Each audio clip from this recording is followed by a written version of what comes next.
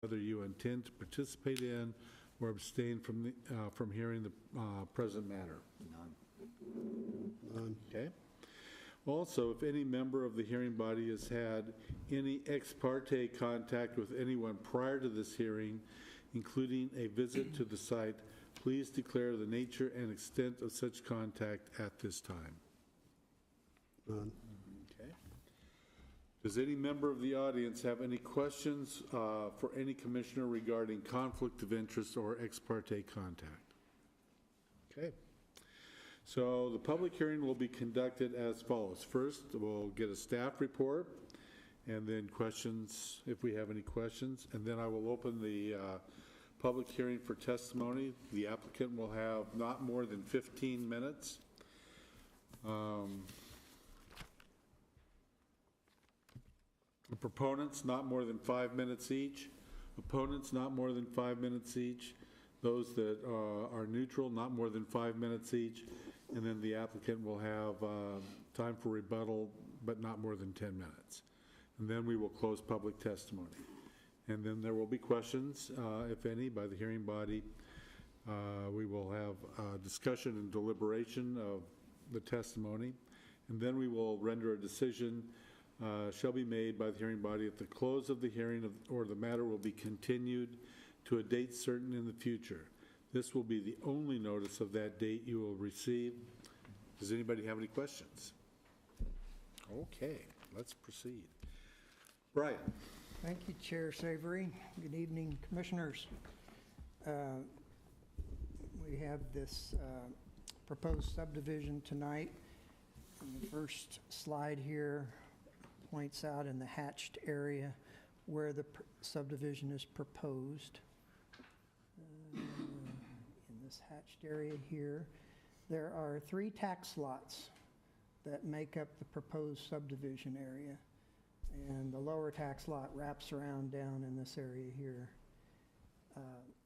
Looking at this zoning map that this is placed on, the area that's proposed in the subdivision has actually been annexed. We just haven't updated our zoning map yet, partly because the 2 different zoning districts on this property are not actually in a perfect straight line, and so we're kind of waiting for the subdivision to be filed of record before we try to update our map, because it's going to be easier for us to do that. But looking at this zoning map, the lower line here on this adjacent R2 zoning that was done 4 or 5 years ago by Hope Village, if you bring that line practically straight across at this parcel line, that's the approximate location of the zoning line, with the upper 2 lots having the medium density R1.5 zoning district, where you have lots allowed between 5,000 and 6,500 square feet. And then the area below in the subdivision is the R1 low density residential zone, where you'll find the lots generally between 7,000 square foot and 10,000 square feet. There is some variation being requested, an exception that the Planning Commission has the ability to approve in providing a few lots that are less than the 5,000 square foot minimum in this upper 2 tax lots, and a few lots, in 2 lots, I guess to be exact, in the R1 zone that are less than the 7,000 square foot minimum. And that is the handout that just came tonight to further clarify by putting little square blocks around the lots that they're asking an exception to the minimum and the maximum lot size in the R1.5, and the 2 lots they're asking for a variance of, or an exception to the minimum lot size in the R1 zone. Generally, our code, I might as well finish talking about that, our code allows up to a 10% variance. And from the extra handout that they provided, you'll see that they have less than 10% in both the R1.5 and the R1, but if you take it as a subdivision as a whole and add the two percentages together, they're actually over the 10% request under the minimum lot size. That's the general guideline. And so the applicant in their narrative has explained some of the reasons why they think it's appropriate in this particular instance. Staff didn't really take any stance on this. We did notice that there's more lots. They're actually asking to be over the minimum lot size. So in some aspect, that certainly seems to be balancing this request. It just works out better. Along with that, need to visualize that they're asking for some waiver of the minimum 60-foot lot frontage on the public street to go along with some of those smaller lots. And it's 40-foot minimum frontage in the R1.5 zone that they're also asking for that less lot width for those when you have the smaller lot.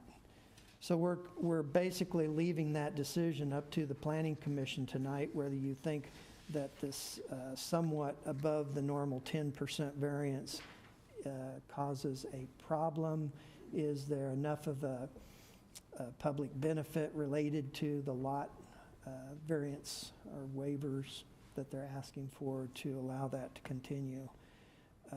They can certainly provide a subdivision that would meet these standards.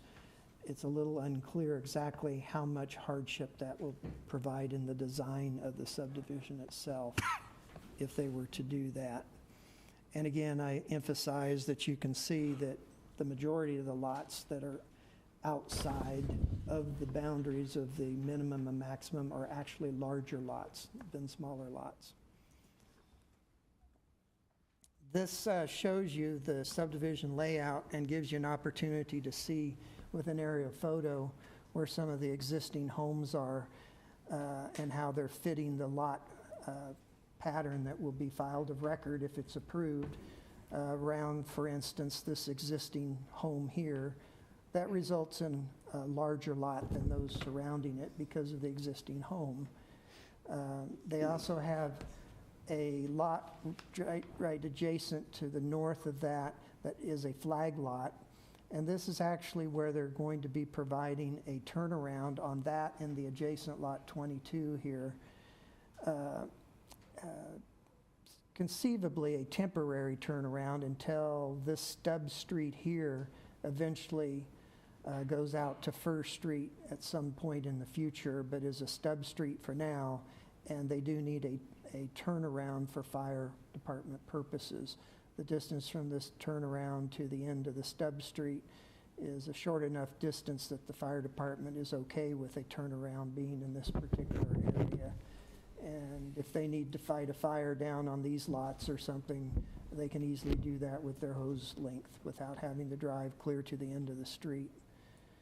You see additional houses that are located over in this area. I believe those are being removed as part of this. The applicant can certainly address that. And this also shows the Tract B along the bank of the where it drops off. This is the area that's being dedicated as a future recreational trail. And it would lead by an existing house that's staying here that does somewhat narrow up the pathway for now until this future development occurs, and ends up in a small park area that's located at this point, and it does have some structures on it that will be removed when it's dedicated to the city. The plan as it's laid out follows the Southwest Canby Annexation Development Concept Plan area map in all but one way, and that is that what's currently labeled here as Iris Street was to continue in the concept plan straight north with a dead-end stub street at this location that would eventually continue on through this lot and to serve this property up here. Mr. Steinke, I believe, is the owner of this property here, was opposed to having two stub streets coming directly towards this property. The developer early on agreed to remove the stub street that was connecting to basically the backyard area of this home. And so you do not see that shown on this. And however, it was felt to be important that there be at least one public street to accommodate future development of this in whatever form it takes, with the anticipation that this street, whether it's straight through or meanders through, would end up over to South First Street. Because of not following the concept plan with another stub street in this area right here, it resulted in a block length from First Street over to the proposed Evergreen Street of 591 feet in this distance. Generally, that's more than the 400-foot maximum block length that the code indicates as being a desired standard.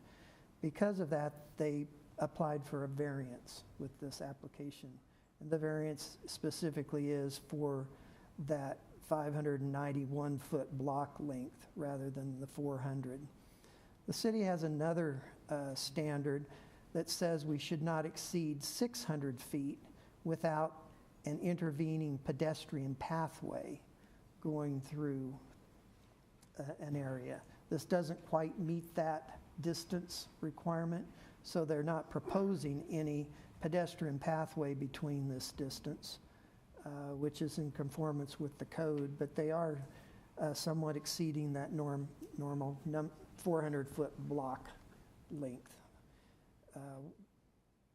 We do have many examples across the community where block lengths have exceeded that in the past.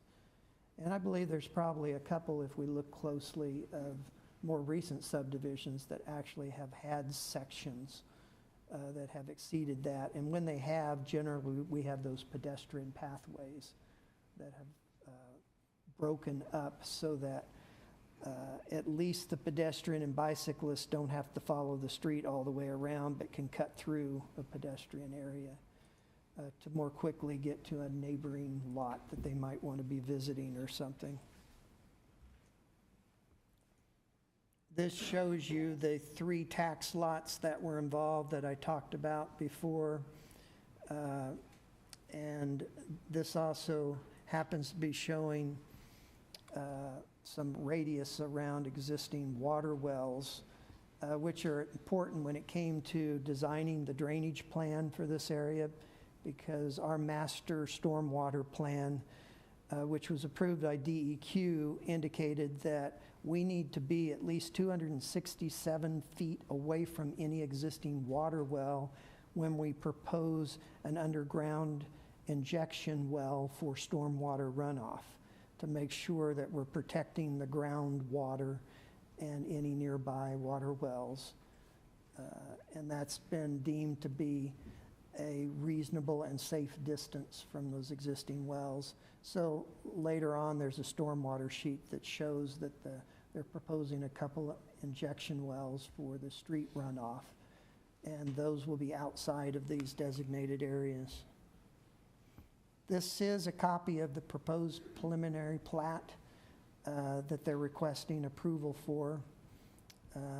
If you look through, you'll find that the total lot number does come out to 69 right now. If approved with the lot size and lot width frontage that they're requesting with this. In this drawing, they do have a street cross-section that's indicated below. Appears to be correct in what we've been looking for, with an indication of a street standard that certainly satisfies the city requirements. It recognizes that currently part of this subdivision butts to the east against the current Hope Village property that's already developed. And so there will be some portion of that area where the full right-of-way width will not occur. But as further development occurs down south on First Street, there's an expectation of 14 foot of additional right-of-way dedication on the east side, where we're getting 7 feet of additional, I believe, on this side of the existing right-of-way that exists. The thing that I really wanted to point out is that we've gotten submitted comments from Clackamas County, who currently has jurisdiction over South First Street. And so they have indicated what their standards are. And to the best of my knowledge, looking through their comments, it looks like all of their standards would be met except for the total right-of-way width, which they're requesting be 54 feet. And at this point, we are in the process of transferring the ownership and future operation and maintenance of South First Street from the county to the city. And so we're actually expecting that that will happen before final construction and such is completed for this subdivision. So at this point, we're anticipating that they're going to need to follow city standards rather than county. Otherwise, there may be some issue involved in the right-of-way width because it's not going to be as much right-of-way proposed as the county seems to be requesting for it.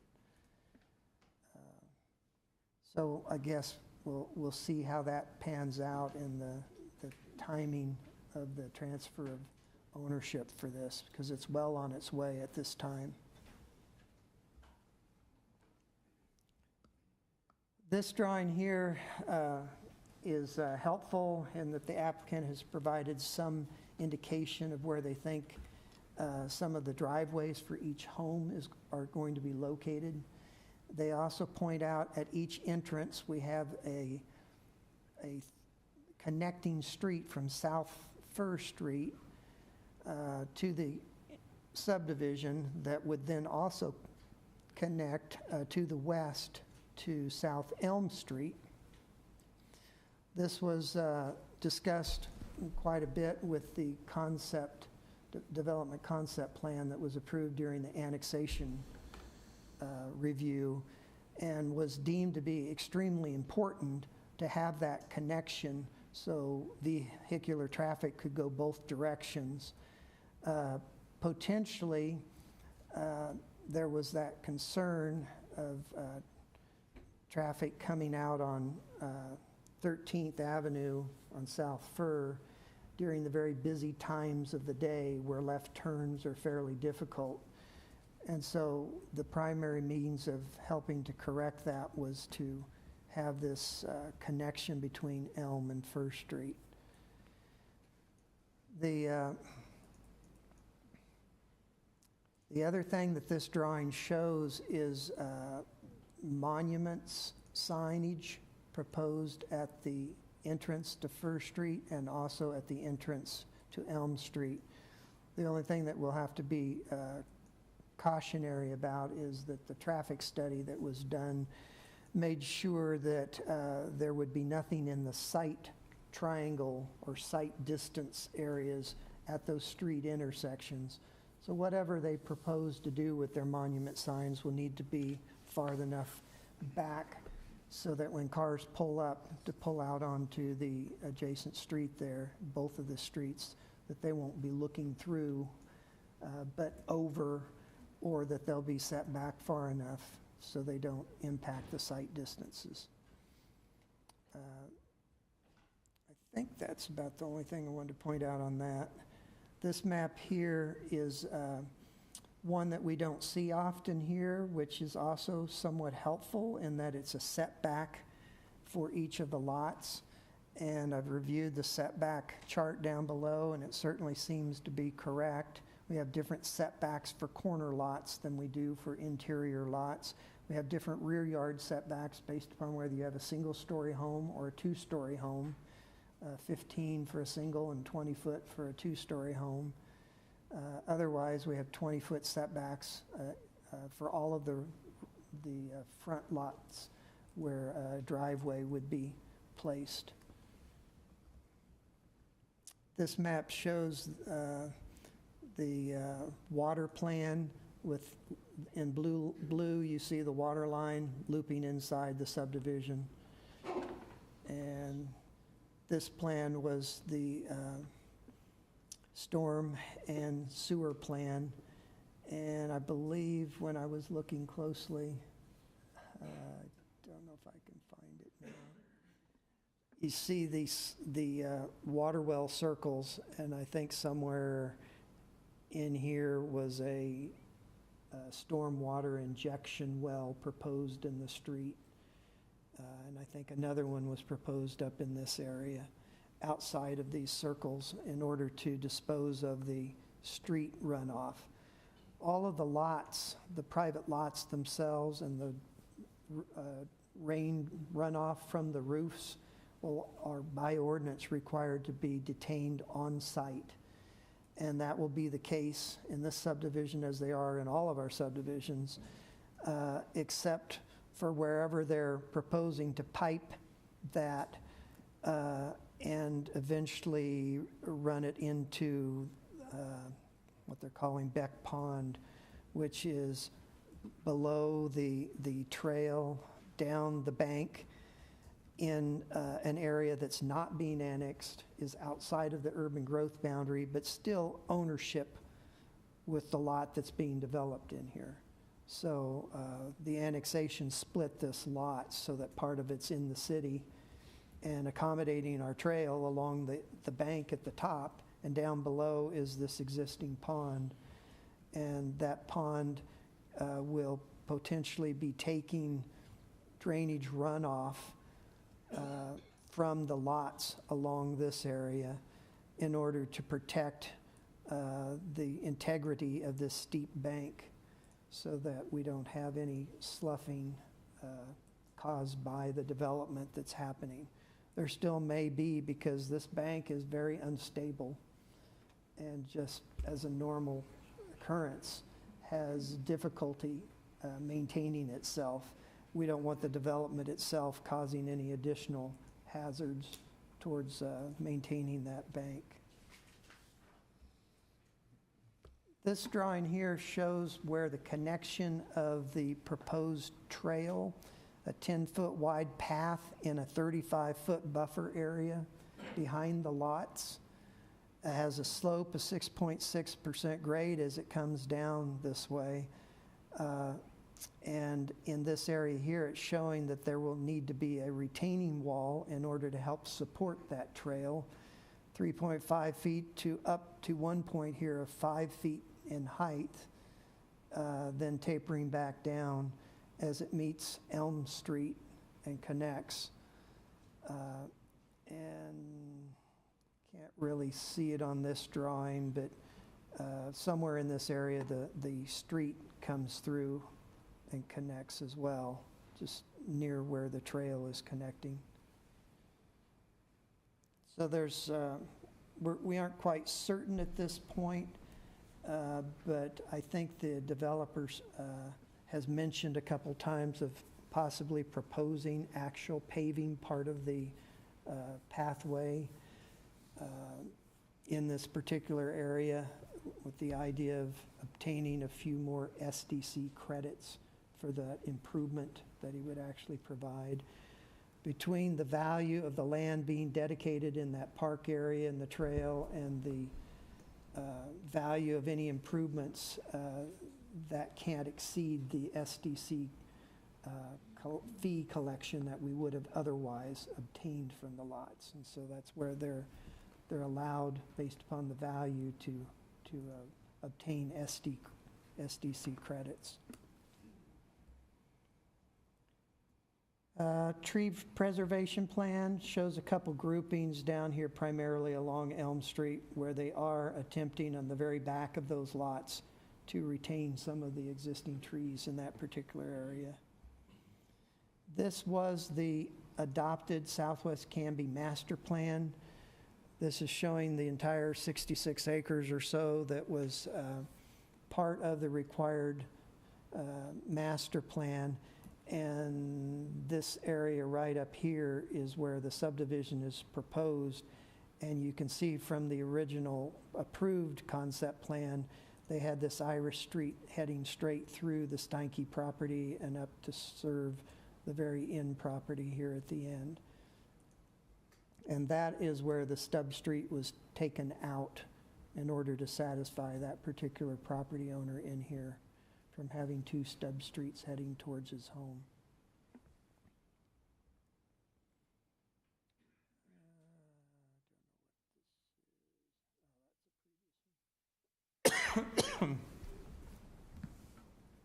So a couple things that I wanted to mention. We talked about the variance request, the block length being over the 400-foot normal standard. We talked about the variance or the exception or waiver to the lot sizes, some being a little greater number below the 10% variance that's usually indicated to be okay in the code, and also some above the maximum lot size in the R1.5 district. We talked about, I wanted to mention that one of the street names on the preliminary plat running north-south, if you've lived in Canby long enough, you know all of our north-south streets have tree names. And so he's proposed the name Ellis Street, which isn't really a tree name as far as I know. So we'll be working with the applicant to try to find a tree name that would be appropriate, and probably it needs to start with an F in its name because it's on the west side of Fir Street, and so they start with Alder as far west as you can get and go up the alphabet as we get further east. So I'm anticipating we need to find another tree name with an F in its name. I wanted to mention the traffic study again. The traffic study was performed for the entire 66-acre Southwest Canby development concept area. And then also at the same time, it included a specific look at just the proposed Beck Pond subdivision. And that was at the annexation time that it did that. And it concentrated and basically the findings were that there would be a projected increase of 68 AM peak hour trips and 90 peak hour PM trips, and indicated through that study that based upon our ordinance standard that says you must have 2 entrances to a subdivision that has more than 30 dwelling units. Thus, we've got an entrance on First Street and an entrance on Elm Street. That satisfies up to 136 dwelling units. And this is well below, with 69 below 139. So we do have some testimony that I was going to get to next. Some thoughtful provisions that were provided by Bob and Nancy Friesen.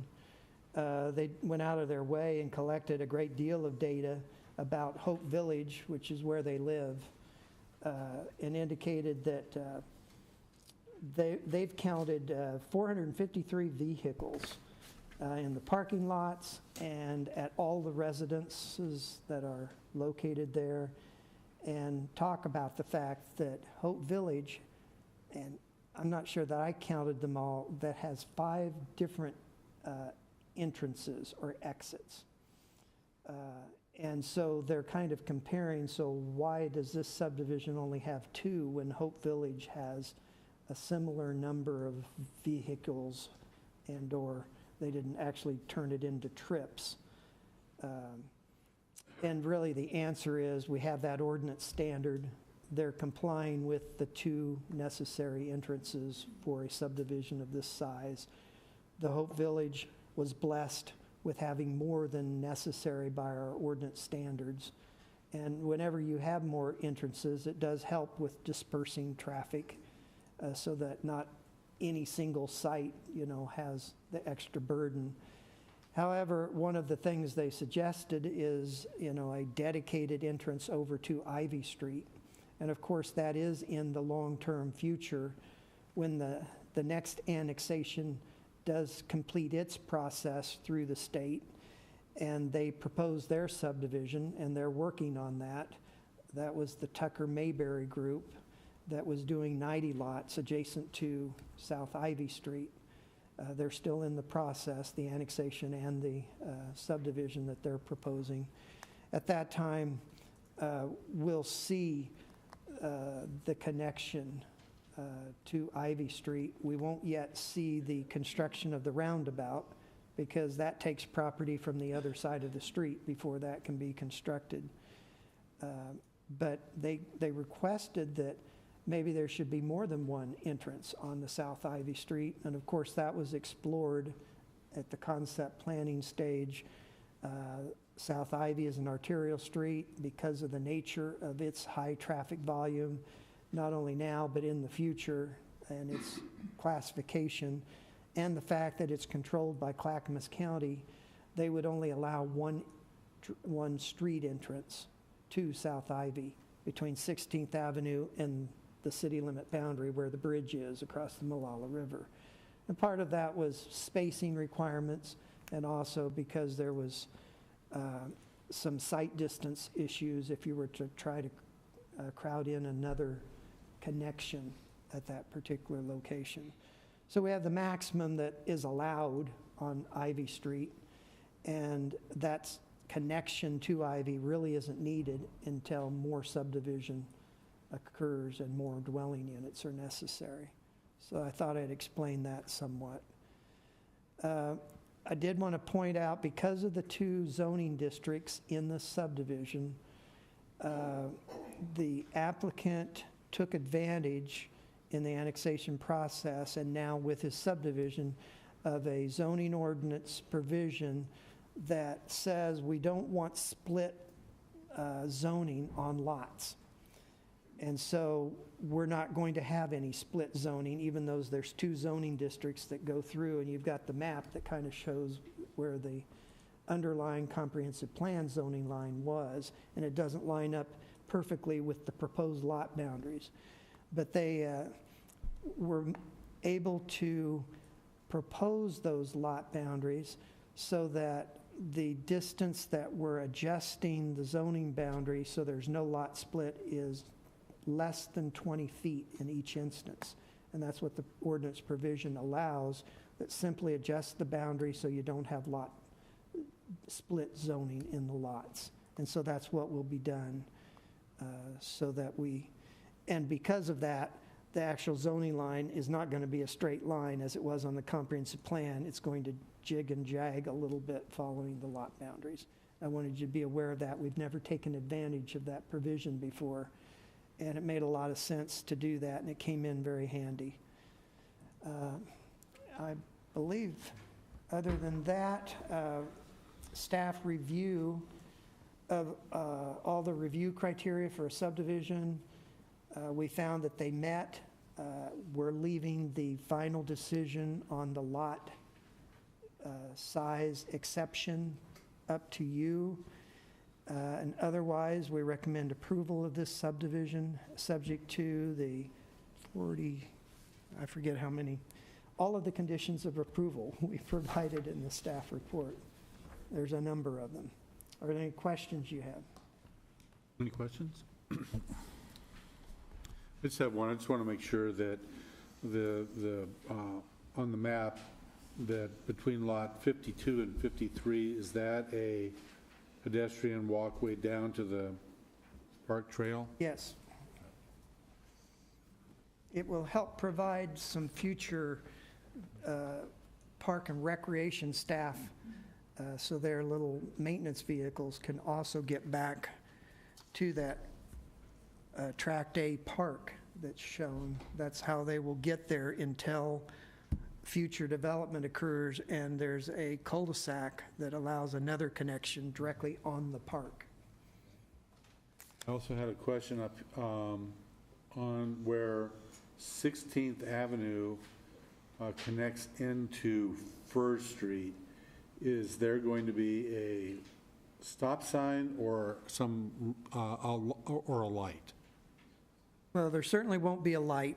It won't warrant any type of signaling. I hadn't thought about that because it isn't automatic that we have stop signs at intersections of all local streets. And so it may be something that we figure out in the process. It's not difficult to erect stop signs if we feel like some are needed. And at that particular location, First Street is likely to have a bit more traffic eventually than 16th, but I don't know that there'll be that much difference. And so there'd have to be a decision. Which street are you stopping, or is it going to be a four-way stop, et cetera? So no one's thought about that at this stage. You're the first one that's brought that up. So, Can you guys put that map back on the screen that you talked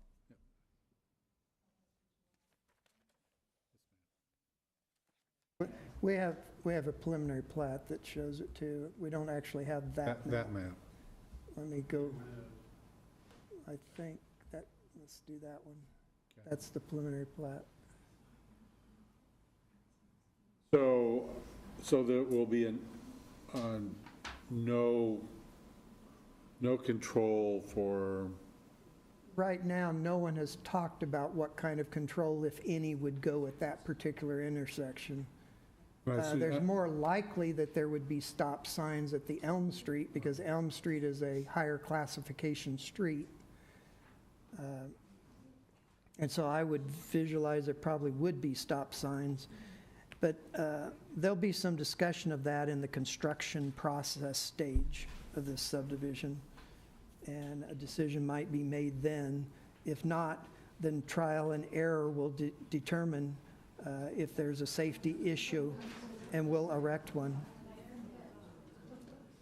Because as I said, we have local street intersections all over town that do not have stop signs. live on one. Okay. Any other questions? Okay. At this time, we'll hear from the developer. Can I ask a question? Not yet.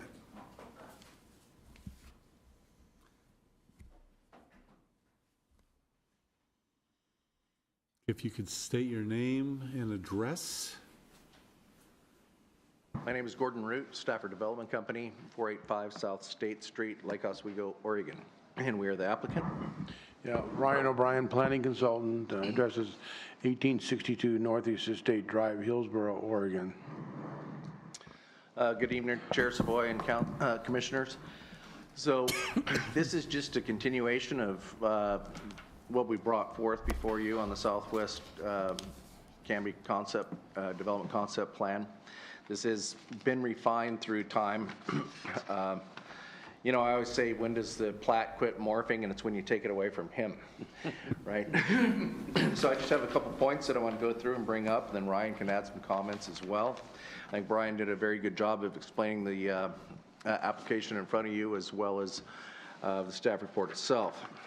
So, you know, when we look at the stub in the Steinke's property, one of the tenets of development, you know, is communication with neighbors, communication with neighbors, communication with neighbors, and be responsive to that. And we have met with Steinke's many times, Roger in particular, and discussed that on and on, which is why we did not continue the street stub into through lot 6 and 7 on that map.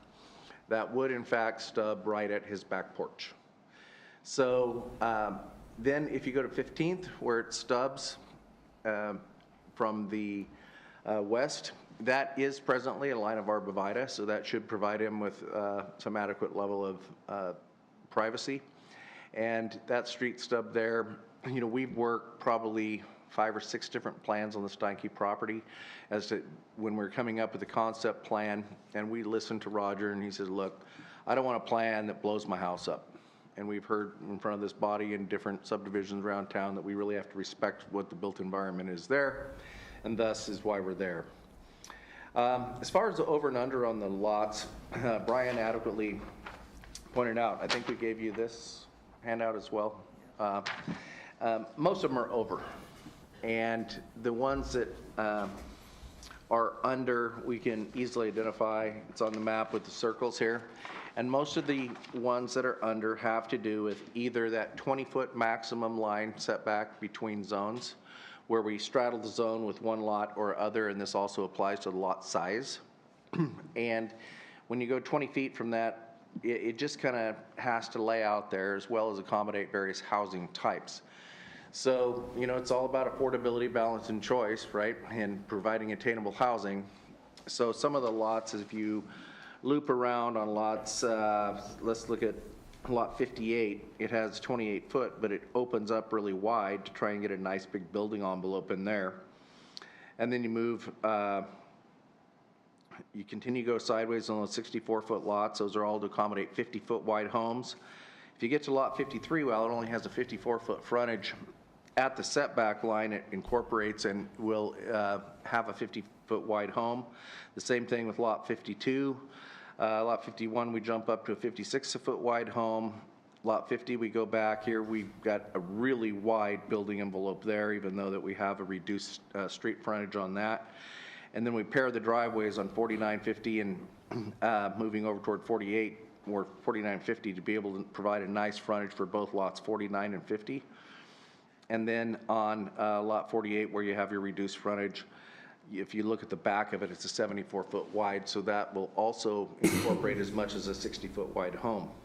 So the street configuration, the radius of it, and the little bulb out are what kind of shrink the lot frontages. And one of the interesting challenges that we were faced with here was your code provides for a minimum and a maximum size lot, and we can't go over under that.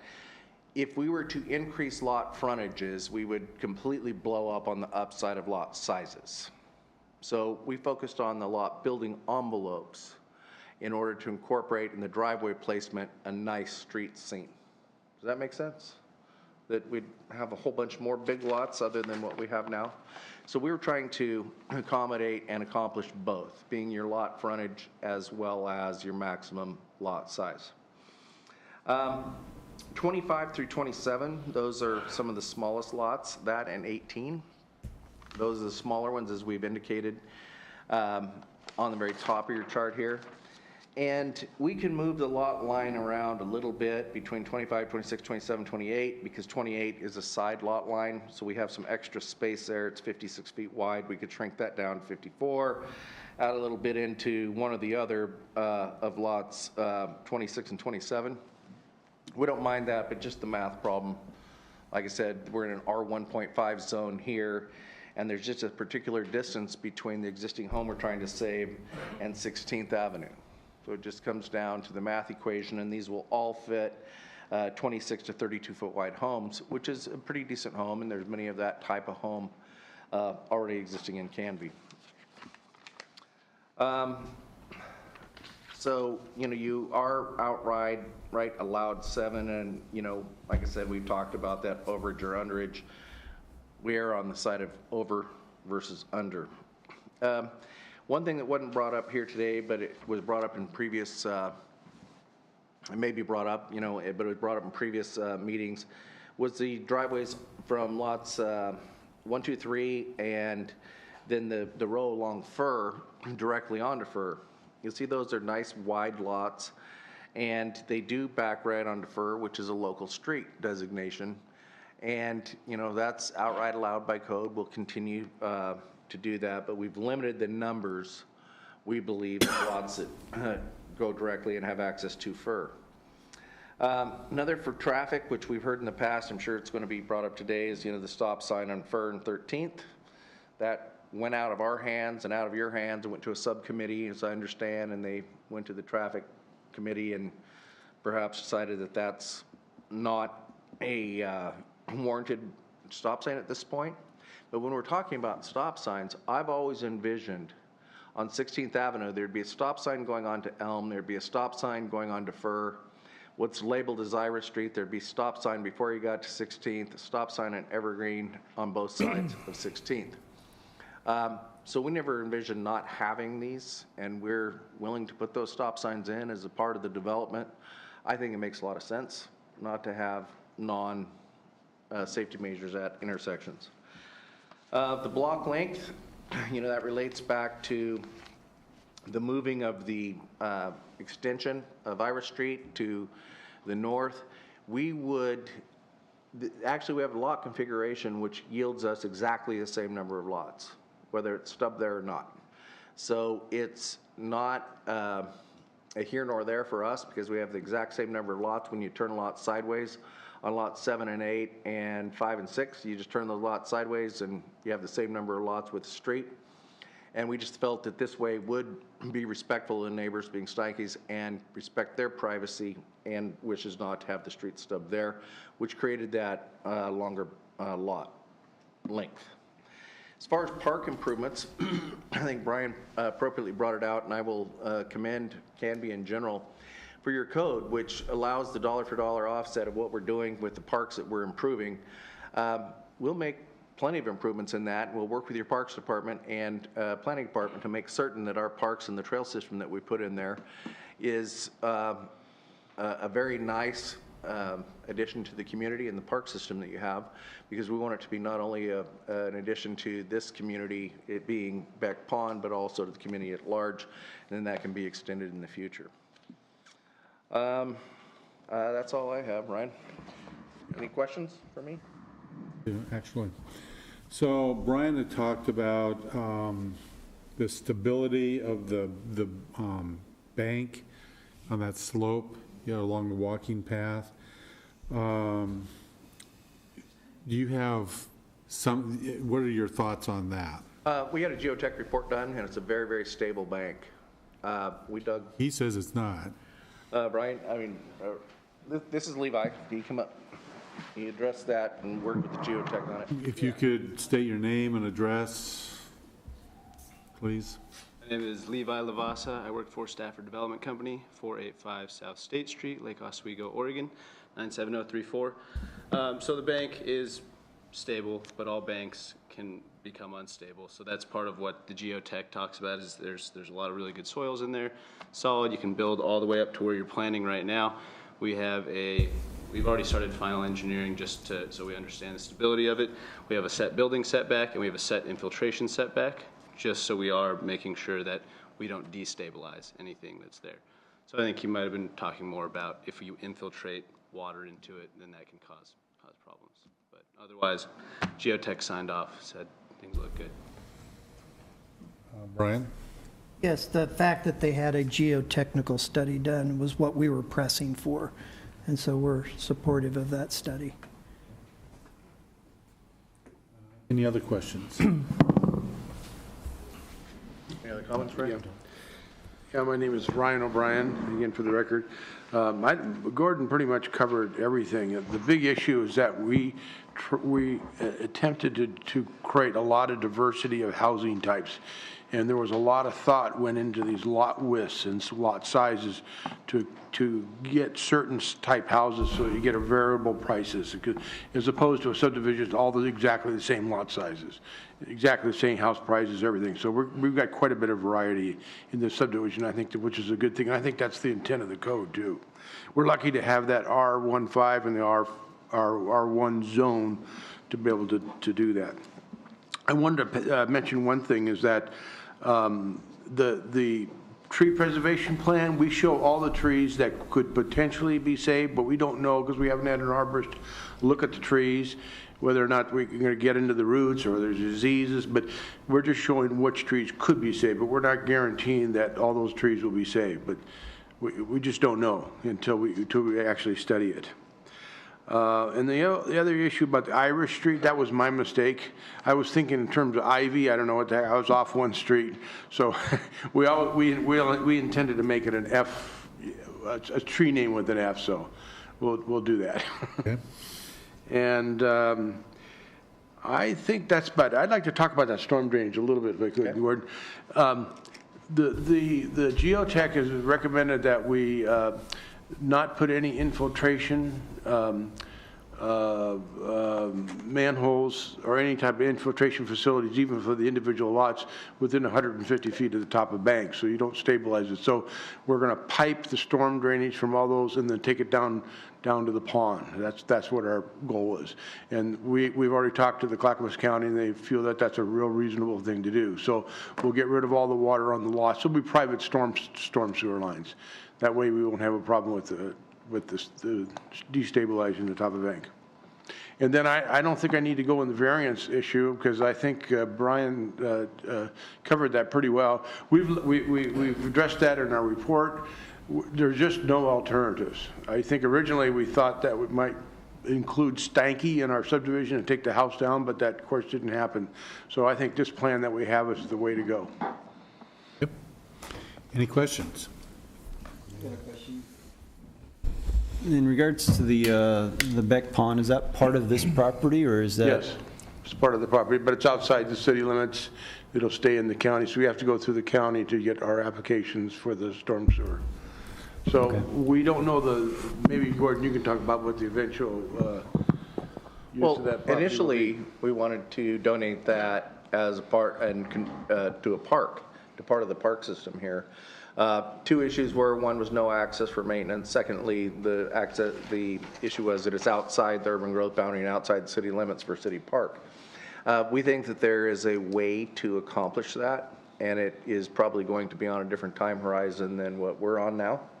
But yes, we do own it. It is part of it, and we'd like it preserved and or used somehow in a recreational manner. Through time, we're going to continue to investigate that. Thank you. Any more questions? Thank you very much. Thank you. I don't see on the slips here any other proponents.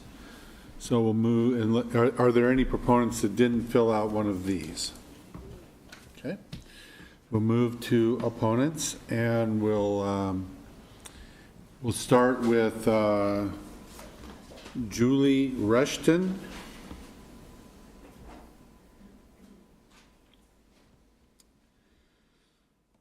So Julie, if you could state your name and address to the record. Turn the mic on.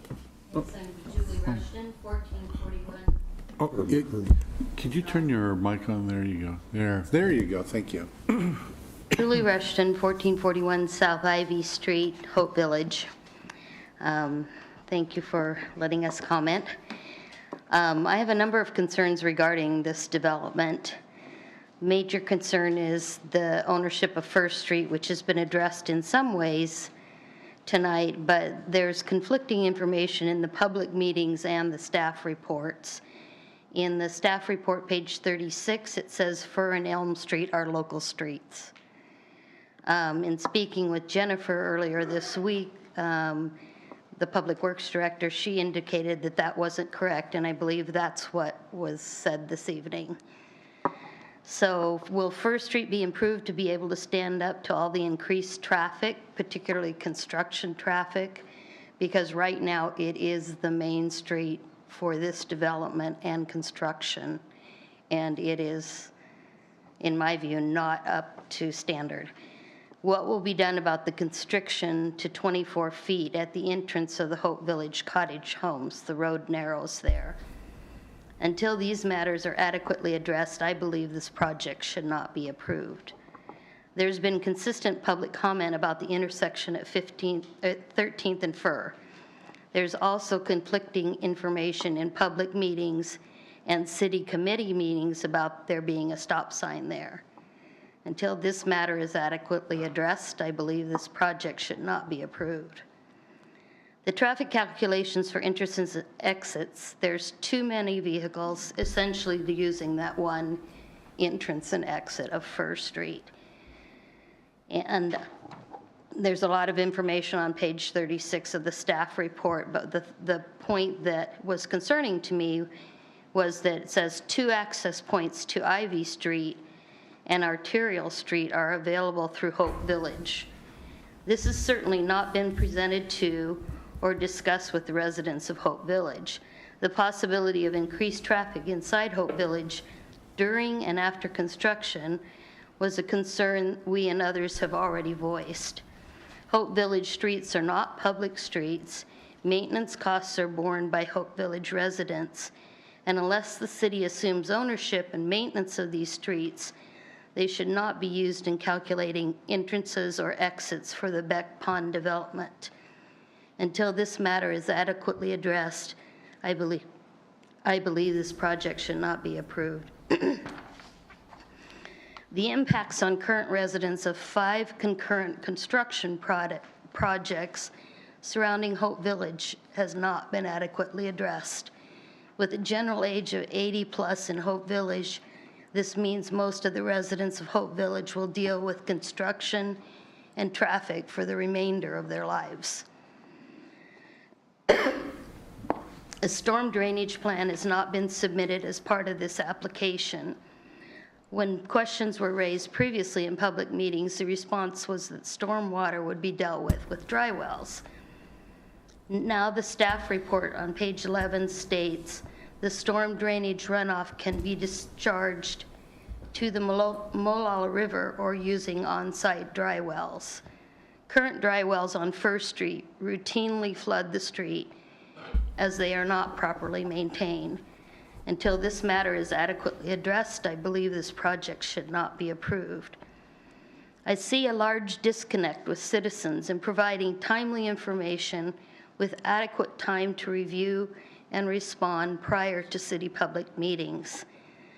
I feel this bypasses the intent of public access to information. It's really difficult to get through a, as you all know, 100+ page report in a few days if you have other life to do. The 5 prospective projects will create an overall detrimental denigration of the neighborhood. There's too many units and too little space and too much traffic. Another issue that's not been fully addressed in the whole annexation area is the sewer pumping station and its impact on the Molalla River from possible pumping station failure. I'm wondering why there's such a rush to fill up every available inch of land in Canby with structures, which essentially decreases the livability that we have all appreciated about Canby. There's many ways to develop a city responsibly. I would like there to be consideration given to the overwhelming impact on citizens in the southwest neighborhoods from the multitude of projects that have appeared in 2018 before this project is approved. Thank you. Any questions for Julie? Good. Thank you. I next have, must be a distant relative, Tom Rushton. Same address. Close relative. Close relative, okay. You could state your name and address, please. Tom Rushton at 1441 South Ivy Street in Canby. And I just want to greet everyone. It's been a while since I've been here. The staff report for the Beck Pond development is long and was a lot to process for tonight's meeting. I mean, there's a lot of other things going on in life. The staff report includes using Hope Village private roads to qualify for the road. There are private roads and privately maintained, and this has never been discussed in any meeting and really opens up a can of worms. Many of the residents living at Hope Village are not online savvy and don't want to be. Getting city and planning information in a timely manner becomes much harder. Many folks are unaware of what they don't know until it's too late to say anything when it comes to these last-minute changes. Hope Village campus and several other neighbors were completely left out of the loop during the whole annexation process and are now playing catch-up. And Brian did answer the next question, who manages and maintains South First Street? I didn't know, and it's Clackamas County. What is the usual timeline for transfer of roads from county to city after an annexation? before any construction begins on South Fir Street. As a main thoroughfare, the transfer of ownership should be done for South Fir Street to Canby and brought up to city compliance.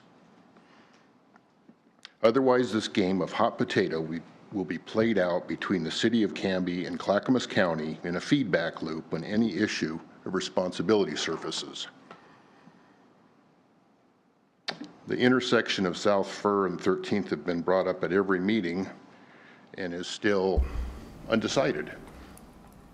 I'm in favor of not approving these variances for the Beck Pond at this time. Thank you. Thank you. Any questions? Okay. Nope. One question for Brian on something that came up twice. Brian, they're not using Hope Village's access to qualify for any. No, there may be a misleading statement in the staff report that the preparer placed in it. There is no intention whatsoever of ever utilizing private property for through traffic. Okay. So there was no intention whatsoever to imply that. And so if it does so, it's by mistake. As we indicated, the routes in and out of this proposed subdivision are First Street and Elm Street, and First Street only goes to 13th, and Elm Street only goes to 13th. So that's where traffic will be coming and going until any future further development occurs in this area. And so we would discourage in every way possible anybody going through Hope Village to get to Ivy Street. That help you? Okay, thank you. Okay, we have, it's a trend here. Steph Fry? Do we have Steph Fry? Okay. Steph, if you could state your name and address, please. My name is Stephanie Fry, and I live at 1655 South Elm Street, Unit 310, which is Village on the Locks. My concern and the reason that I was here tonight was because I found out within this last week about the destruction of the wall and the removal of the trees and the street coming down into Elm Street.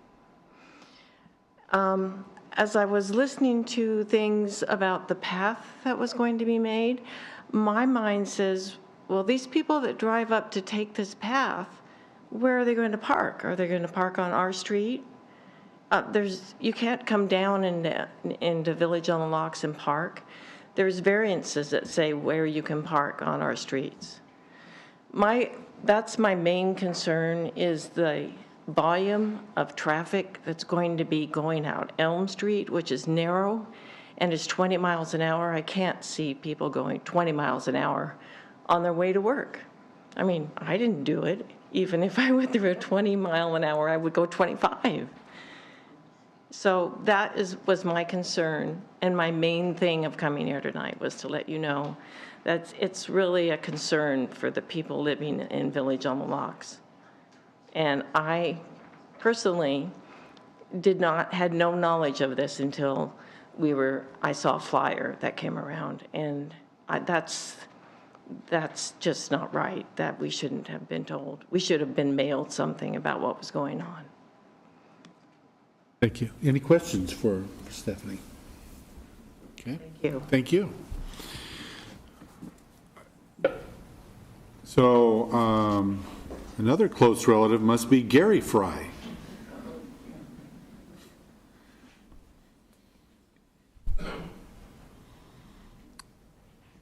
Is it Gary or Gard? Gary. Okay. You could state your name and address, please. Fry, 1655 Southwest Elm Street, Unit 310, Canby. And I kind of just agree with my wife, what she just said, and I'm opposed to removing the retaining wall, removing the trees, and dumping all the traffic down onto Elm Street.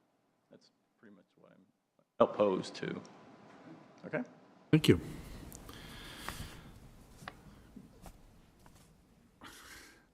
Okay, so the trend continues.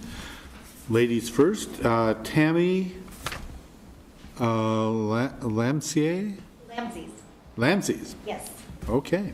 My name's Tammy Lamses, 1655 South Elm Street, thank you. Number one, apparently. Number one, yes. My husband and I, we just recently purchased number one, which is just adjacent of the exit you have going out on Elm Street. I oppose this for obvious reasons. That driveway, if there's no stop signs, which we haven't got any clarification on, they'll be in my garage. I oppose the pathway, the traffic, everything. Elm Street curves in such a way that if there is that much more traffic that is not familiar with it, there's going to be accidents, I promise you. And that's it. Thank you very much. Any questions? No.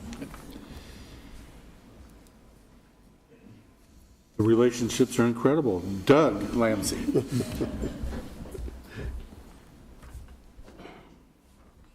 Lamsey's, 1655 South Elm Street, apartment number 1. My biggest concern is whether the wall is going to come down. I've read several things in your listings that are listed for this planning commission where it said that they were requesting that they did not want to take the wall down and leave as much as they possibly could. I realized that where 16th would come through, you'd have to take out some of that wall. I've seen when they were talking about the path that they were going to remove 50 feet of the wall. Does that mean the trees are coming out also? Does that mean they're taking the whole thing down? I've heard them talk about they're going to have an arborist come out and check out the trees. I could see how that goes, and well, it's just easier to take all the trees down. There is a fire hydrant right there in the middle of 16th Street coming out onto Elm, which I'm sure will have to be removed. Coming up the hill on a corner, I see that the park trail you had mentioned, or on the listing, and it said that there was going to be a retaining wall. I've heard Brian talk about a 5-foot high retaining wall. That could pose, depending on how far it came up, and it looked like on the map itself, that came very, very close to 16th Street itself. That could hide traffic as it's coming around that corner. That is a fairly steep hill to where as you're coming up, even a 5-foot high retaining wall could hide cars until they're right there. And again, at 20 miles an hour, you start to pull out, we could have some issues. I could definitely see that. Further up from on Elm between 16th and 13th, there is parking on the right-hand side. As it is right now, in just the traffic that comes from Village on the Locks, Elmwood, and the mobile home park across the street, I can't think of the name of it right now, you have to go 20 miles an hour.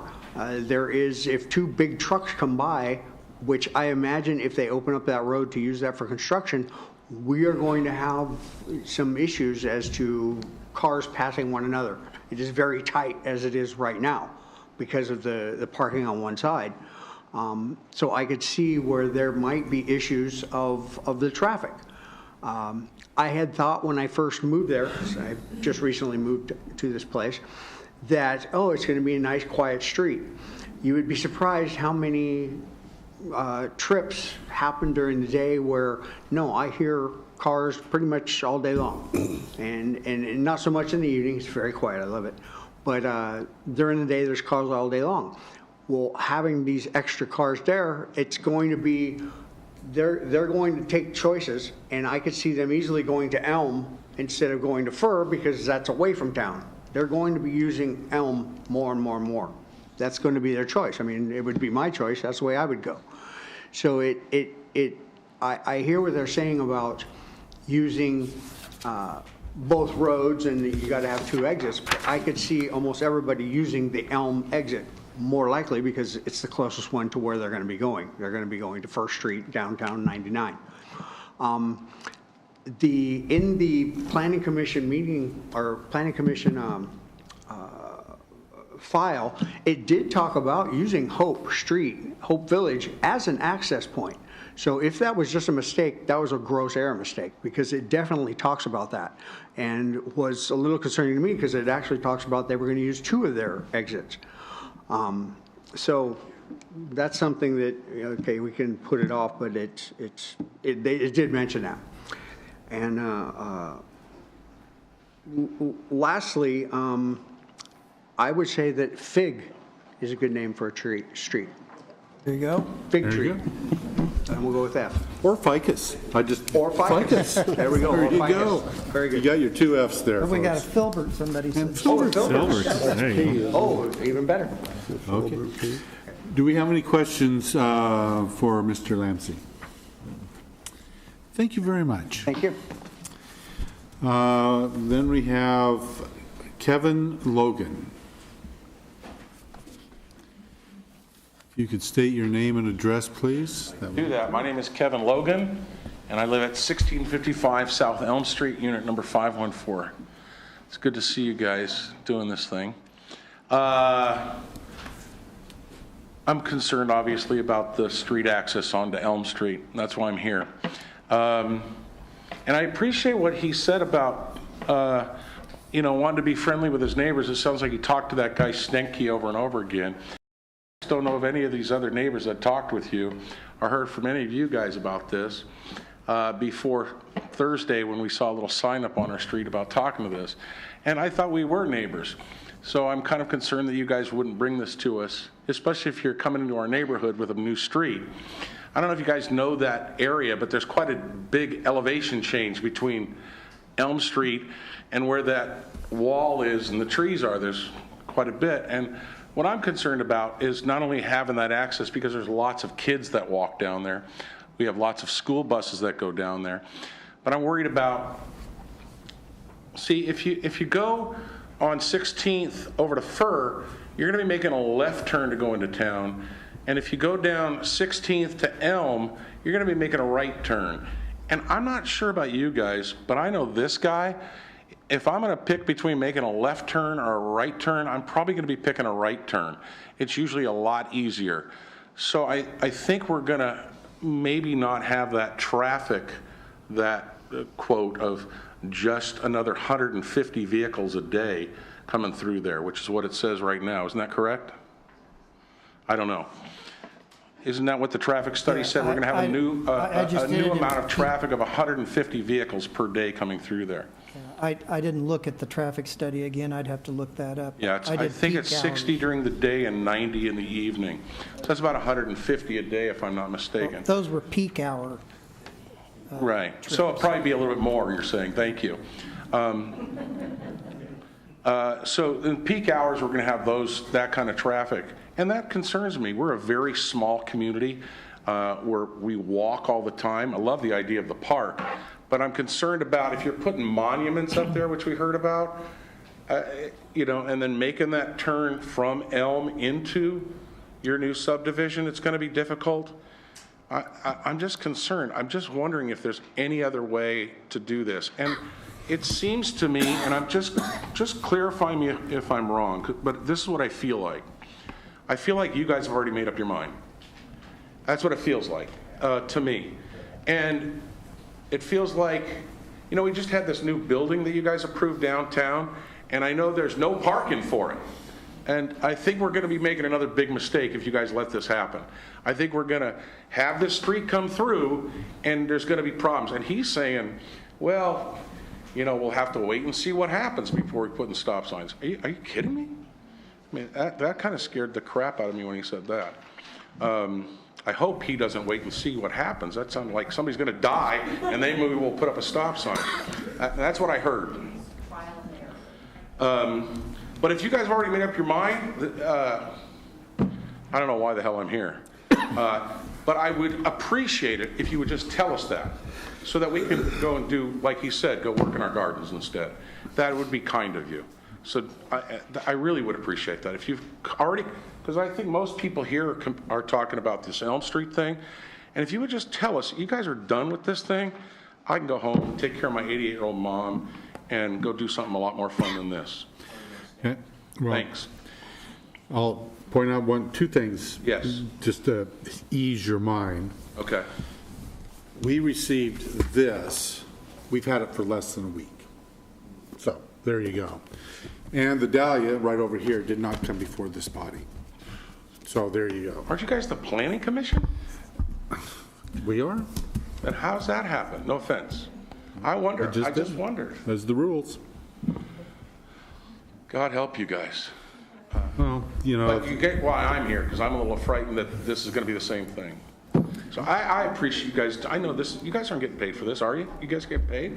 No, sir. We are we get volunteers. this. We get a bottle of water. Bottle And you of guys are water. my neighbors, so I appreciate what you do. And I hope you understand our plea. You know, we got lots of little kids there, you guys. Come down to our neighborhood and look what happens during the day. Seriously, just come sit with us I'll make you coffee. I promise, I'll walk with you. But I don't think this coming into Elm Street is going to be a good idea for us. Anyway, thank you all for being here. I have one statement, and I've said this at a few past meetings, and it's, I get your concern. Good to see you, by the way. Good to see you too, Sean. We go to church together, so I'll take you up on that coffee on the walk. Anytime. I promise. I don't think anybody has made up their mind on this body. We're all volunteers. We're here because we love our community as much as you all do. We're here for the same reasons you guys are here tonight, because we care. And we're all voicing our opinions, and that's fantastic. One of the things that we are held to is the law. We are a body that determines whether or not the developers meet code. While we hear all of your concerns, and let me tell you what, I would rather have 1 acre parcels across the entire city. Yeah. If we could, we just don't have zoning for that. So my personal opinion would be bigger lots. What we're here to determine tonight is, do they meet code? Is it legal? Yes or no? And so, trust me, we're listening to you. And I've said this in the past to other groups that have been here who are just as passionate about their concerns as you guys are. Whether we vote in agreement with you or disagreement with you doesn't mean we agree or disagree with you, if that makes sense. So we are here for the same reason you guys are, because we love this town, we love Canby, and we want to do our best and our part to help make Canby the small town feel that it has. And so we're helping as best we can to determine whether these, meet code. And trust me, if they didn't meet code, we've said no to things. We've said no to several things over the past year that may have just maybe wouldn't have looked right here. And so we're just here determining whether or not it's the right thing by the law, not by our opinions. So, yeah. One thing I'd like to add is, and Sean's correct. I mean, all of us here are here because of our community. But I would also recommend that you take this up and certainly voice your concerns with the city council. Okay, they are paid. They're there to guide our community in those kind of manners that you just brought up. So I'd suggest that. Thank you. Thanks for that direction. I will. You have my word. Thank you. Now we can hear from Connie Abel. If you can, They're all, okay, name and address, please. Connie Abel, 1655 South Elm Street, number 525. I also live in Village on the Locks, and I have helped place a lot of people live in there because I'm a real estate agent. I don't like clients telling me, you put me in this park and now what's going to happen to it? So it's very important to me that we all know what's going on in our communities, and I first heard about this late last week when it was posted on our mailboxes also. So it didn't give me a lot of time to think about it. But I'm concerned with the street going off to Elm Street, because at the top of Elm Street, right where Elmwood Park is, there's a bus stop that has 2 or 3 different schools that have bus stops pick up there. And if you get stuck behind that, you could be sitting there for 5 or 10 minutes waiting for the kids from different buses to try to get on the bus to get out of there. Elm Street is a one-way street. Those people who live down in Elmwood are stuck down there unless, the buses move. So we also have another big bus stop down at the beginning of the park for the rest of our children who, again, 2 or 3 different school buses. So it's a blockade in the morning, pretty much getting in and out of there. We have 144 homes down there, which means 288 drivers most likely, plus their teenage kids. So you've got that many people living down in there, all trying to leave in the morning at the same time and all trying to come home at night at the same time. The street from 13th to the curve, right where you're going to put this little street over from Elm Street, is a very sharp curve. It's very narrow, and you're right, you cannot really get two cars past there comfortably, even just regular cars. And then you go down the hill. So if you're down and you want to go up the hill, nobody drives 20. They are gunning their engines to get up that hill. And that is also a curve, which makes where this road is going to come in between house number 1 and house number 5 on Elm Street, right in the middle of it. And you can't really see from either way, you know, given much time. So that entrance right there, I think, is a very poor choice of a place to put it. Also, the fact of you worrying about maintaining that little pond down there, I don't think you're going to have to maintain anything if you're running all of that filthy oil and runoff down right into the pond. All the frogs and the critters and stuff that live down there, the deer that are down there every day, won't be around anymore, so nobody will be going down there to utilize that pond for any kind of recreation. And I don't understand if the hillside is kind of coming down already, which they say it's not, but now it could be, and we all know how things happen in Canby. I mean, we're a very wet place. This is an animal sanctuary down there, and you're talking about putting asphalt roads on it to drive little maintenance vehicles down there. It doesn't make sense to me. This is a place that these families, I don't want to think that you are thinking that people who live on Village on the Locks are not as important as people living up on the streets in Hope Village because we live in a manufactured home park. It's a very nice community. These are our homes. We love them. We love the community, and we like living down there because we don't have a lot of cross traffic. And it's a safe community, and we're all very careful with that. So I wish that you would decide on that. We don't want to lose the trees. We don't want to lose the wall. We don't want the extra traffic, and we don't want any fatalities or accidents.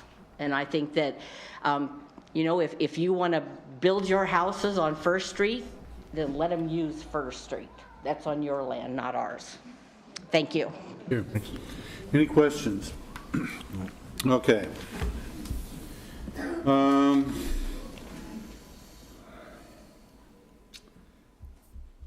Connie? Do we have a Connie? Yeah. Sassy? Yeah. There you go. You could come forward and state your name and address. I hope I pronounced your last name correctly. Safe, not sassy. Okay. I'm sassy. You're kind of sassy. There you go. My name's Connie Sace, and I live at 1546 South Fir in the Meadows Apartments there. And I'm questioning the Fir Street access that you're going, South Fir Street, because there are already a number of homes there as far as the village is concerned. And there's buses that come in there for transportation to seniors. And there are a lot of buses that come in on a regular basis. So what I'm wondering is South Fir does not seem like it can handle all of the traffic that will be coming into it with these homes built. I hope that you have some kind of a decision about that, but I personally don't think that it will be able to handle. Ma'am, sorry to interrupt you. If you could pull the mic over to you, we just got somebody came out and waved their hand, said they're not hearing you, so. Okay. I live on South Fir at the Meadows, and that is an apartment complex for seniors over there. What I'm wondering, will this Fir Street be able to handle all of the additional traffic that will be coming on it? It's just an immense amount of traffic, and no matter what, I just don't see how it can handle all that. With all those homes being built there, it will be so much. And have all of you traveled down that street at all? Have you? If you haven't, I really advise that you take a drive and go down that street. It's very, very narrow, and it just seems like that would not be the way to get people into that, because it's so narrow, and it's already losing so many people that go in and out of that. And I just disagree with that very, very much. Thank you very much. Any questions for Connie? Thank you very much. So finally, we have Roger Stanky. It is going to speak for, take time for himself and Cheryl. Is that correct? Yes. Okay. I just want to say I want Kevin's voice. Oh. Roger Steinke, 1547 South Fur Street. Thank you also for your time and your commitment to the community. First time I met you guys was, I think, in January, talking about this, and you've given me guidance and direction during these months and stuff like that. So the first time I came and met you guys, talked to you about some concern. And so the question you posed to me is like, so what do you think about all those streets on your property? It's like, yeah, exactly. So he goes, I recommend that you meet with Stafford Development. So met with Stafford Development for a couple of months. Good communication, worked together. They did remove the Iris Street going through our property, the street that actually would have gone through our house. But I also had concerns about 15th Avenue and also the thumbprint in the back of the Wenrick property. So I did express concern about all three of those. So Iris got resolved. At that point, I expressed a concern about the thumbprint accessing off of our property, communicated with the planning commission one night with Mr. Brown. We talked about it, and I asked about having the access removed from our property and having it shown as a private lane coming off of the north side. And the reply was no. So the last time I met with Stafford in March, we had good communication, and he shared that in 2 days they were meeting with the planning staff of the city themselves, and they were going to be discussing the subdivision, the development. So I asked if I should attend that meeting, because I'm sure that our property was going to be somehow discussed about it. So I said that wasn't the meeting that I should go to. I should go to the next meeting that would be taking place in April. There's not been another meeting yet that I've been able to attend where I would be able to sit down and talk with the city planning staff, Stafford, about my concerns together about my property. After that, I met with Mr. Brown. We had a very thoughtful 90-minute conversation. Went over, possibilities for my property. Someday I might choose to develop myself. Someone else may choose to develop my property. What would be best for them? So we kind of talked about it and said kind of a mess, for the future. But he did say something that there'd be a possibility. And that would be asking for a conditional acceptance to my property. And I might be mangling that up a little bit. Not to upset other people. I put down con on my card. It's going to take place. Netters, Scotts, and I joke, we're all going to have 200 new neighbors, and we welcome them. My concern is about my property for the future. So what I'm asking for is a conditional acceptance. I support the subdivision, but I would like 90 days to have time to try and work with the city planning staff and Stafford about addressing my concerns. I I think that's it. The one thing I would like to close with is at the city council meetings over the last few months, a couple of times they've talked about negative financial impact on the people that are not developing at this time. So when you kind of look at the whole plan the two people that aren't involved with it really are Cheryl and myself and the Wenrick property. So the city staff council has expressed a concern about negative financial impact in the future. So I appreciate the fact that they're concerned about that because Cheryl and I are also concerned about that. Thank you for your time. That's all I have. Thank you. Any questions? Thank you very much.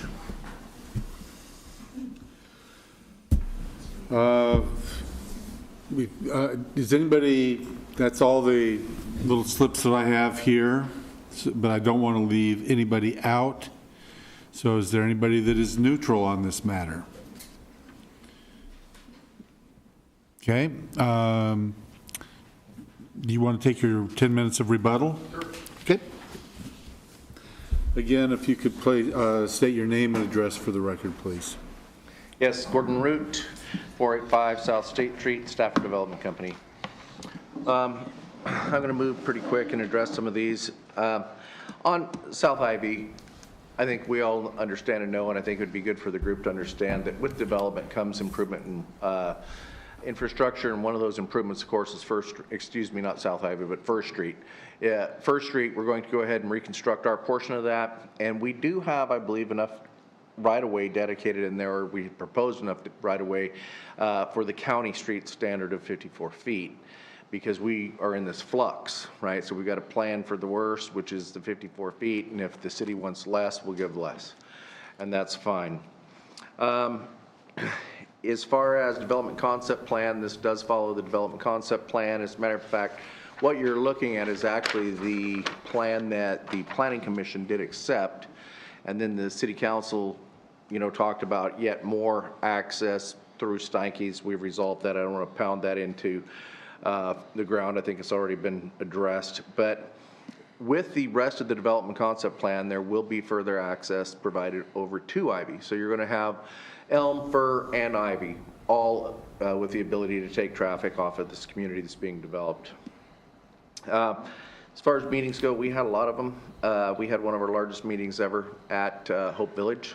I think there was 125 people there. It was pretty significant. And we've tried to reach out and communicate with the city, because not only do we have the whole development concept plan we were going through with and all the community residents there, but then back through the set of meetings with the subdivision plan. So we have really done our best there. Address the wall. As little of that wall will be removed as necessary. Believe me, from the development business and home building business, we want to leave everything intact that is there. That wall doesn't need to come down. We would only modify it as necessary to accommodate the trail and the path. During the development concept plan, you may recall that one of the things that we were hearing from the city at that point in time is that we're going to just dedicate the property, and the path wouldn't necessarily be developed at this point in time. It would just be dedicated for future development. That's fine with us. We're dedicating the property, then it's come back to as a condition of approval that we put in the path. So as a part of that, we'll remove as little wall as possible, preserve as many trees as possible, and build as little retaining wall as possible. And I promise you on that, in order to get the grade going up on the path as required by the city. We want to preserve trees. Trees enhance marketability, livability of communities. We keep every tree that we can, and we put a lot more trees in from street trees. Right now, it's a farm field, and we're going to there's an average of 5 to 7 trees that go in per house, because we put trees in as developers, then the landscapers put trees in, and homeowners put in trees. So the tree canopy is going to vastly expand from what it is now through time. Big, I think it's a great, easy to spell street. I love that from living on complex streets in the past. The majority of the traffic is going to turn right when it hits 16th and Elm. Many of the residents that you heard today, yes, can have concerns because they use Elm, but they live on the bottom of Elm. I think very few people will go from 16th and turn left, probably once or twice to go see what is down there. But then other than that, they're going to turn right and go toward town. And they go up and they're going to use the controlled intersection at Elm and 13th to go ahead and go through town. As far as the pond goes, only the roof drains are going to be connected to the pond. The roadway drains are going to go through the injection wells or dry wells. The streets are going to go into the dry wells set far back from that. And the only reason we're piping the roof drains, of which the storm plan was provided, if you go back a few, you'll see the storm plan about what street flow, where we're taking the roof drains, and we're taking the roof drains down and around in order to avoid any destabilization of the bank. So that is being addressed through piping that as a private storm system. The thumbprint through the property, if you look at Angela's property, which is just to the south of ours, it's labeled Sorensen, tax lot 1602 up there. We've reworked the plan to accommodate her desires through time many times, but you see how the cul-de-sac comes down and it serves her property, existing home, as well as others. You can do the same thing just like Hope Village did to the north over there in tax lot 1301 with the Weinrich property and the Steinke property. They can develop an access off First Street. You have services in First Street, and you can create a development plan which is a U-shape through there if both of them developed at the same time, or you can do a private street. You can do a myriad of ways that those both can be addressed going to FIR. There's lots of possibilities in properties that size for development. And yes, we've met with Roger time and time again, and I'll tell you, we have at least 6 plans as to what to do with that property. And we think this is one of the preferred alternatives, given the fact he wants to preserve his home, and it's a home worth preserving. Any comments? I'll add a couple things. Talking about stormwater, right now we're still in final engineering phases. So we do not know for certain. We're going to take all the roof drains and put them down near the pond. If we were to do that, I know there's a lot of concern about oil and things going into the pond. We would have to treat it appropriately per the requirements of Washington County or Clackamas County. So it's not something that would happen. We wouldn't have oil going into these ponds. They would be properly treated and maintained. We would analyze the downstream impacts of that extra flow. So all that stuff is taken care of, and we paid attention to the details there. The dry wells, there were concerns about the maintenance for dry wells and that they're failing in First Street currently. We had a geotechnical engineer do some really deep test pits here, and we'd be installing those at 25 to 30 feet deep. And the rate of infiltration is so high they could not even measure how fast it was. It was filling up so fast. So that really says a lot about the long-term maintenance of those. Should not be a big concern. They're always getting better at designing dry wells in the installation process. So if there are problems with the ones in FIR, they're always coming up with better ways to do it. And our infiltration rates are so high that we're actually not even allowed to use such high numbers. We have to have factors of safety way beyond that. So we're not really concerned about the long-term maintenance. And erosion control will be a top priority on this site when we go into construction. You meant to say infiltrating so fast we couldn't fill up the hole. Right. You said they were filling up so fast. Oh, no. Infiltrating so fast could not fill up the hole at all. I mean, it was just crazy how fast it's infiltrating. So we're in good shape. Yeah, I just want to add one thing to that, is that the rate really kicked up.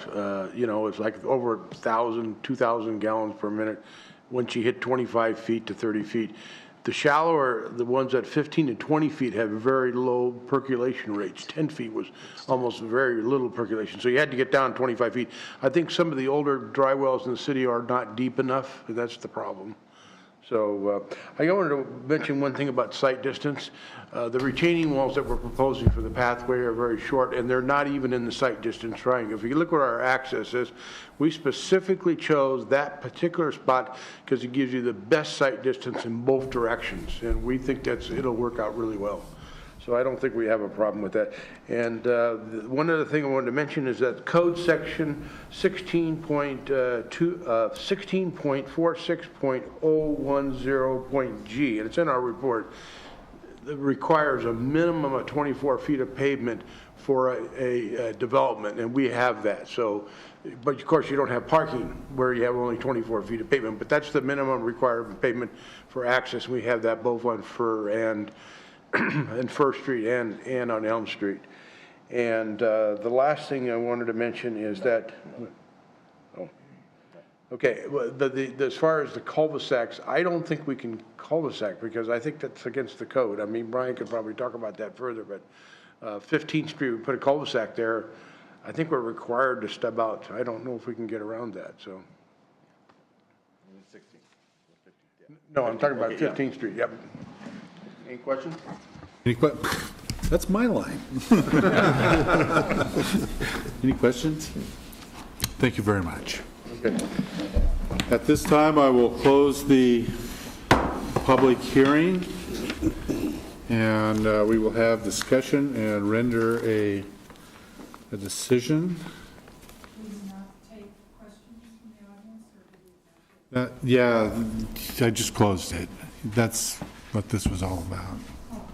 Sorry about that. Yeah. So what was your question? I have two. Well, if you're going to talk, you have to come up here. Okay. And so turn on the mic until that little red light turns green.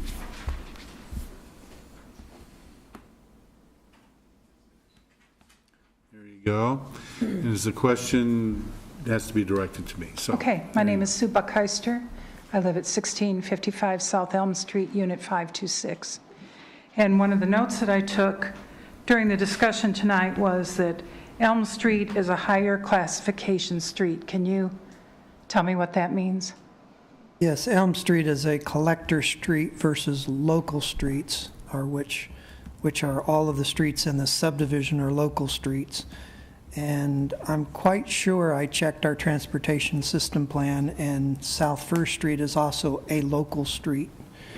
Elm Street is the only street that's classified as a collector, and that means that it's intended to take a higher volume of traffic than the local streets.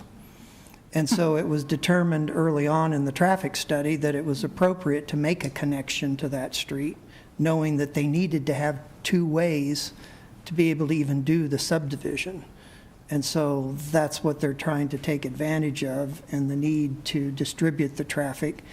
We also, one thing I did want to share is that this has been in the process for quite some time because they had to annex the property first. And before they could annex any parcel within the 66 acres that are undeveloped out here, our annexation ordinance requires that they develop a concept plan for the entire area, and only these 3 tax lots are currently have been annexed. But they had to identify how all of the infrastructure would work and in a whole so that it wasn't done in a piecemeal manner. So the idea of where the street connections were to be were focused on with the city council during the annexation many months ago. And so from that standpoint, yes, this design was decided some time ago, and the applicant, when he made his application for the subdivision, was following the previously approved concept plan by the council. Doesn't mean there couldn't be tweaks in where streets. In fact, we got rid of one of the street connections to the Steinke property. So there are variations that are still allowed. I get it. I've got 25 years of planning background in another state, so I get it. But I also know this is still a preliminary plan. You said that it's not been. They do call it a tentative or preliminary plat. Yeah. Now, on Lot 23, will that remain totally undeveloped? Because the statement you made was that it will be a future connection, and what will determine that being a future connection? My understanding is that and correct me if I'm wrong on this, but they were going to have the temporary fire turnaround there. I don't know when 23 would be developed. There's, I think there's an existing home on 23. No, there isn't? Existing homes on 24, and 23 Okay. driveway will be built to a standard with an easement over the top of it that provides for the hammerhead turnaround for the fire truck. Oh, so it will be developed. There won't be a future connection, as was earlier stated, to First Street? There's an option, the way it's proposed, as 15th Avenue dead-ending with the potential for future extension, depend on who buys that property and wants to develop it in the future. Because it just seemed like it would be illogical if it was going to eventually be a road with a connection to First Street, that why not do it now? Well, it's not being extended now because that property, although they participated in the annexation, they have not and are not currently willing to sell their property to the developer, so they're not part of the subdivision. I see. Okay, that was it. Okay, thank you any questions? No. Thank you very much.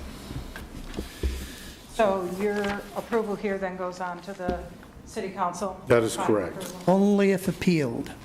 Yeah. Only if appealed. Okay, so. I did not get the comment slip, but I'd like to make a comment. It is very important.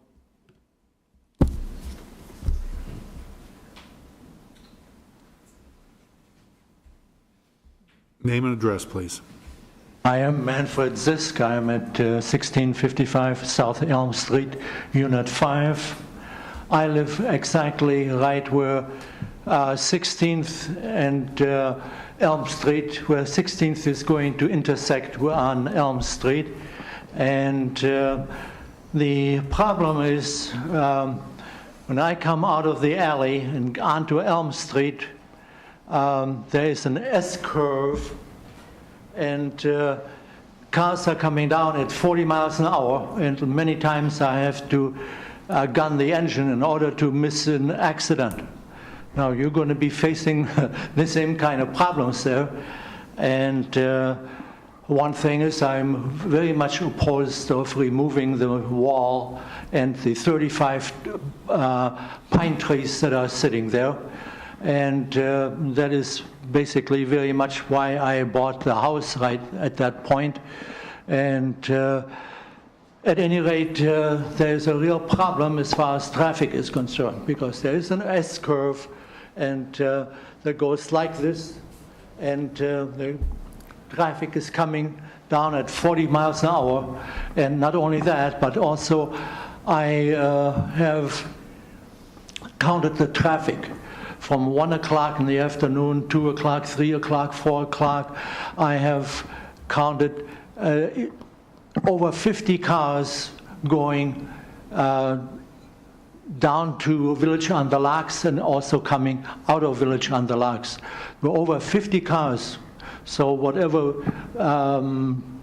estimates that were made as far as traffic was concerned is not correct. And this was, like I said, from 1 o'clock through 4 o'clock during the regular week hour time. And so this should be considered far more thoroughly. And I'm opposed of removing the wall entirely. And I believe I've seen, I'm taking walks along First Street way up on, and but there's going to be so much traffic over there. There's a problem over there too, and because of the new construction that was going on a year ago, 2 years ago, and so there's a definite traffic problem, and I would say that that should be really rearranged as it is. But I totally oppose the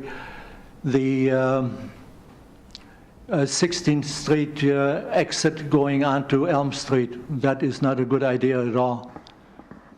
Okay. Any questions? Okay, thank you very much. Now, it's closed. No more. So we'll have a discussion. Do you have any thoughts, Derek? No, I mean, I understand the general public's concerns to that. I mean, you know, it's tough when I look at these kind of things, because I like to see well thought out developments in our area. versus some of the smaller ones that have all the private roads and those kind of things. So where, you know, there's well thought out where the water traverses and runoff and those kind of things. But it is, traffic's an impact. We've talked about traffic quite a bit. And this from the commissioners here, and it's going to continue to be an impact. I think it'll help definitely when the Ivy access road is going to be involved in that. But I like that the lots are a little bit higher. I'm a little concerned about 25, 26, and 27 being compacted in like that, because that's kind of 3 homes that are going to be very, very tight. But I think they did a good job at working with individuals from the concept plan. Yeah, thank you. John? Again, I think it's a very well thought out plan. A lot of effort's gone into it by all parties concerned. I certainly can feel for the citizens that live there and that have testified this evening. If I had my way, we wouldn't build anything in Canby. We'd put a big 12-foot fence around everything and keep everybody out, but that's not the way it's going to work. So based on what I see here and what I've heard, I'm going to have to support this project. Okay, thank you. Andre.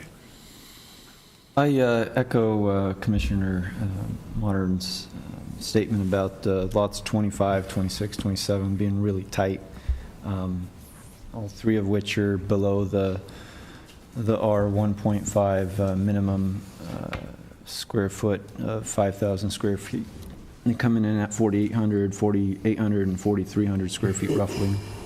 I just did a quick calculation. If we were to add those 3 lot areas together, in addition to lot 28, we'd get about 19,970 square feet. If we divided that by 3 lots, we would get 3 lots of 6,656 square feet apiece, which would be slightly over the 6,500 square foot maximum. So that might be another way to go to get some bigger lots. I know that Sean also favors slightly bigger lots. These are not near an acre, but a little bigger than the 4,300, 4,800, and 4,800 square foot lots.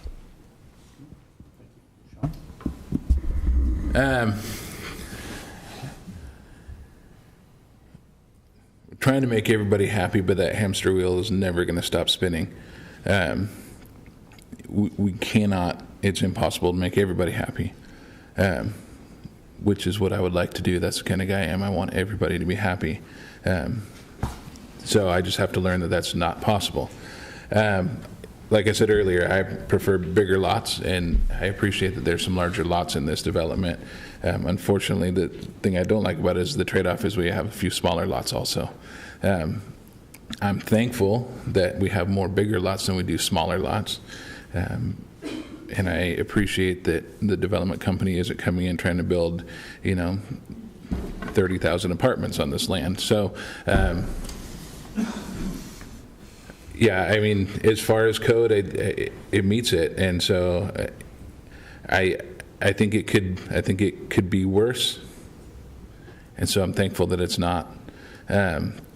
And it's a pretty doggone good layout. I wish that Mr. Steinke, I wish that the street didn't have to abut your property. I wouldn't love that if that was my property. I'm glad there's not 2 of them.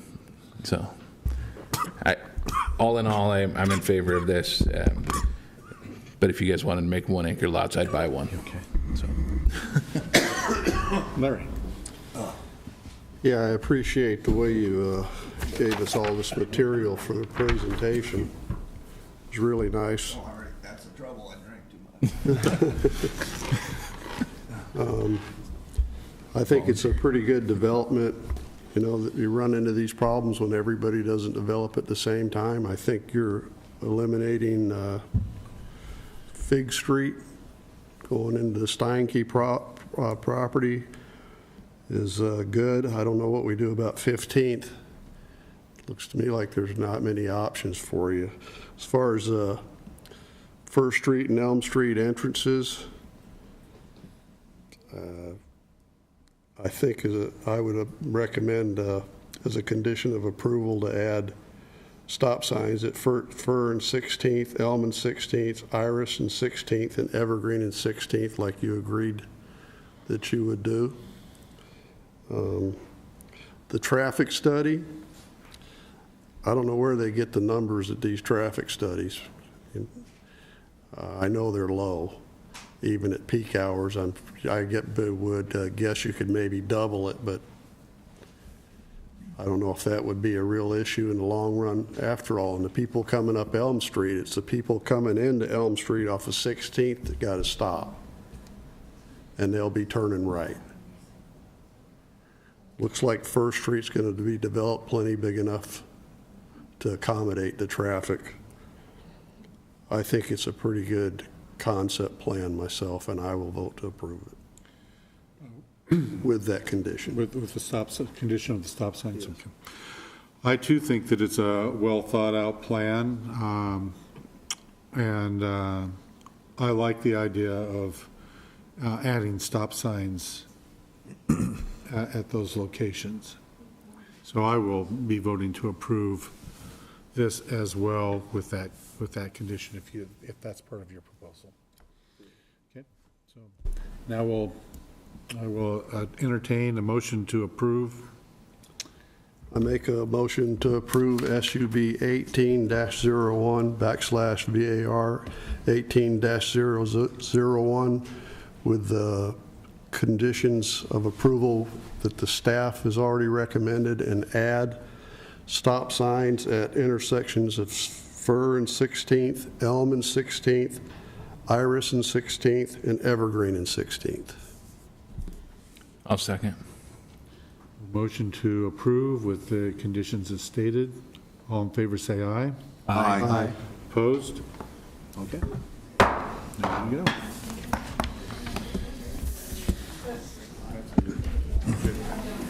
Thank you.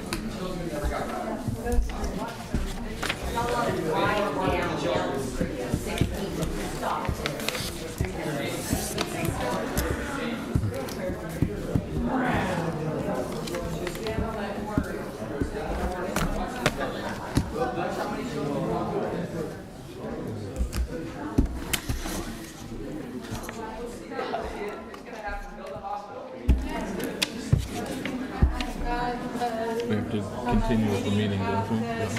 Huh? We need to continue with the meeting, the agenda. Oh, yeah. You got a final decision? I signed up on a letter, I would be given notice about the meeting. I'm tired, I want to go. Okay, so. We weren't aware of that. Have final and decisions? Therefore, You want to a restate your? standard 500-foot radius I think it is said on there, who it was doesn't require notified. final, does it? Oh, doesn't require. There you go. None. Brian? Oh. Does none. Does this get a final decision? Yeah, we prepared one, it's in your packet. Okay. So it's on the agenda. Because it says none. Yeah. Hammer those people We quiet. have a final order in here from the packet, right? So where does it? Oh, somebody just forgot to take that word off because it's listed. Okay. 6A, it's listed. Somebody just took left the none on. Laney. So we're going to blame Laney? Yes. Perfect. My name is Bertha Von Craig, and I live in this village now, and I love Canby. Yeah. Yeah. Thank you. Well, thank you. Yeah. Thank you. Thank you. Good thing they needed this today, so it'd be a woman.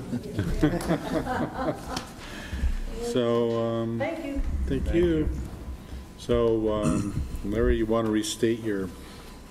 Yeah, I move to approve the final decision of SUB 18-01/VAR 18-01 with the conditions that the staff has already recommended, and add a condition that stop signs at the intersections of Fir and 16th, Elm and 16th, Iris and 16th, well, I guess that will be Fig eventually, and Evergreen and 16th be added.